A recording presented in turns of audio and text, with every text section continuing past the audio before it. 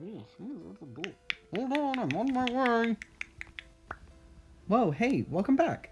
I'm Citrus, and I've been playing D&D for maybe 6 or 7 years at this point, and I have almost always been a player. I had only DM'd 2 one-shots in all of this time, until about a year ago, I took a huge leap and stepped in when our group's old DM needed a break, and then subsequently decided to leave the game entirely, but that's a different story. But during this step in, I decided that if I was going to be DMing a long form game, I wanted a fresh world that I could build the lore of myself. So I spent a few weeks mulling about and making decisions for the basis of this whole new world.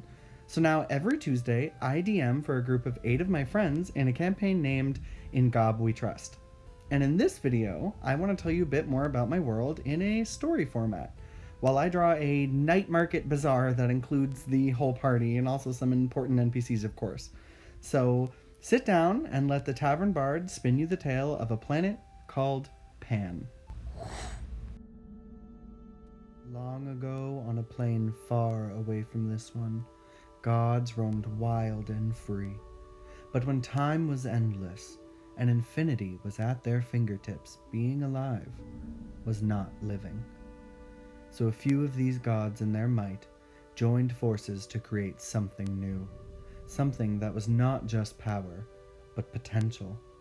They merged their ancient magics and created what we know as the material plane. Intrigued by their creation, they decided to venture into its depths, shedding one form of pure energy for another, more solid and yet more hollow. These gods forsaked their heavenly forms and became known from then on as the Titans. Enamored with their creation and new state of being, the molten Titans drifted around each other, chatting in excitement, and after a long time, their bodies cooled. And atop these cooled bodies, things began to grow. Things that had never been seen before. Creatures that would become known as mortal life. The Titan Pan grew content to sit still and watch this new life curiously. But time was a new thing on this plane and for these bodies, and after a great long amount of it, they grew tired. And Pan and all of his siblings fell asleep and slowly began to drift apart. The world that grew atop Pan was much like his name, a great Pangea continent, floating amongst 3 oceans. The continent rose up on its edges and sunk deep in its center like an empty pan itself. And on this continent, things began to change as the Titan's sleep continued. The beings the Titan had come to know grew smaller. They lived shorter lives, and when time became too finite, the creatures began to fight. Wars raged across the continent of Pan. Cities were founded and lost to history's long expanse, but from the wreckage, a great king arose. He united the lands of the world under one kingdom and one crown, brought war times to an end and peace across the land for so long that after many generations, the world would forget its violent ways. And in this quiet, the Titan would continue to sleep. But one man grew bored of the quiet and restless in the peace, and he had never known anything but it, but decided that there must be more. So he spent his time hunting the great Titan beasts that remained, and soon this too was not enough. He knew the power to take down a godly beast, but he did not know the power of being one. So he looked a different way. He pleaded to the gods that remained in their heavenly planes for power, but to no avail.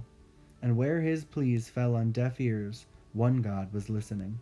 Angered by her brothers and sisters forsaking their home, she alone decided to act in defiance to them.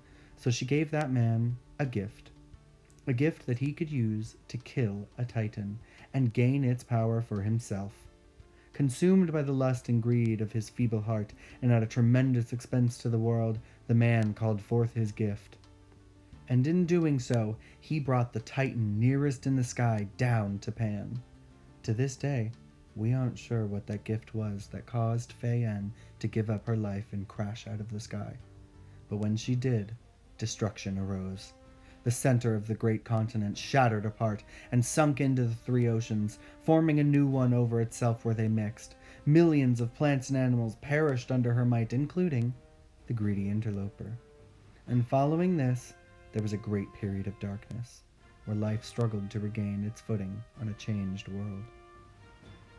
In their distress over this event, the gods in the heavenly planes chained their sister up and decided to close the connection to the material plane so that none of their other siblings could be harmed again. And on that material plane, when life found its footing again, time began anew. And Pan now had 3 continents, Fenrel, Lorne, and Kur, and these continents split into separate kingdoms, and they into separate cities, and they into separate singularities. And on each of these new lands, new magic began to rise up too. You see, without someone to absorb the Titan's power, it would soon leak into Pan itself, creating new creatures and wilds we now call the Fae. And with these new magics, you arise in a world filled with strife and suffering, and in a new age known only as the Age of Fracture.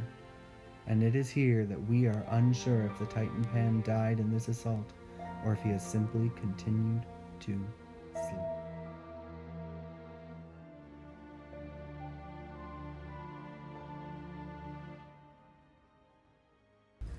I hope you guys enjoyed that story, and now I want to tell you a little bit about my current campaign that's set in this world.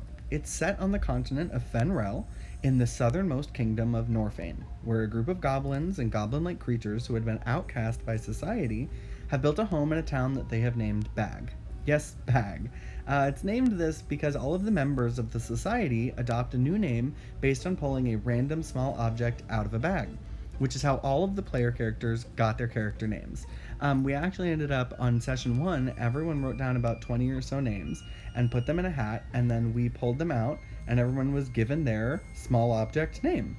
So there was a chance that there were some crazy names in there that I actually had to go through and filter out some of the more inappropriate things, but I'm pretty happy with all of the names that everyone came up with, and I'll tell you those at the end. Anyways, sorry. In this town, on one of their peaceful days, a adventuring party comes through, and seeing the goblins, they razed and pillaged and destroyed their home, and very few survived.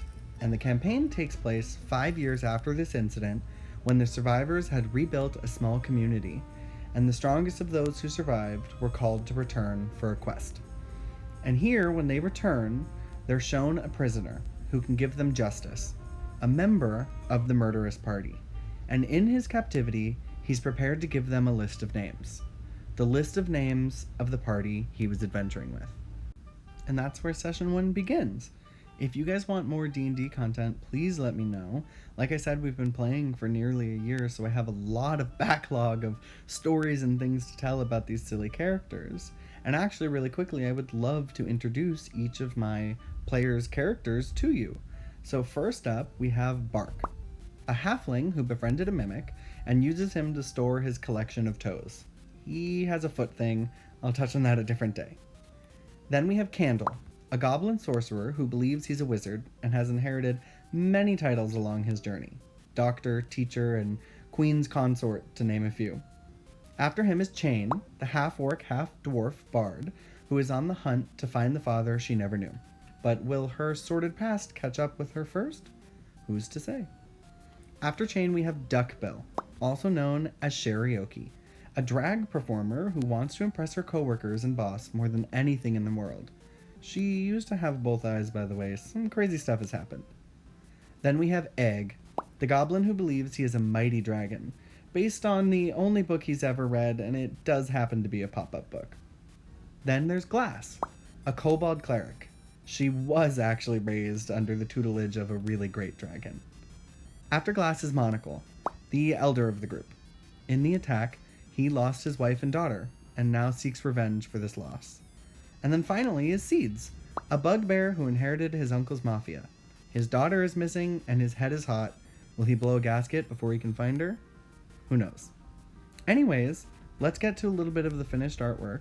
I'm really happy with how this all came out. I took 10.5 hours really in-depth going through and coloring everything exactly as I wanted it to. So let's jump right into it. Here it is.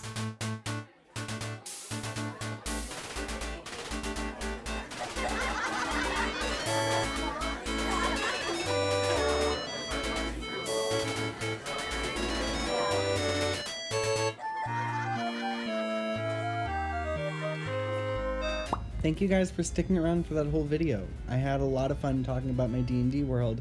It's actually one of my big passions. I have an entire room in my house dedicated to playing every week. And also, I'm sorry if this audio was off. I did get a microphone, but it started thunderstorming the second I wanted to record, and I didn't want to leave you guys hanging on a video this week.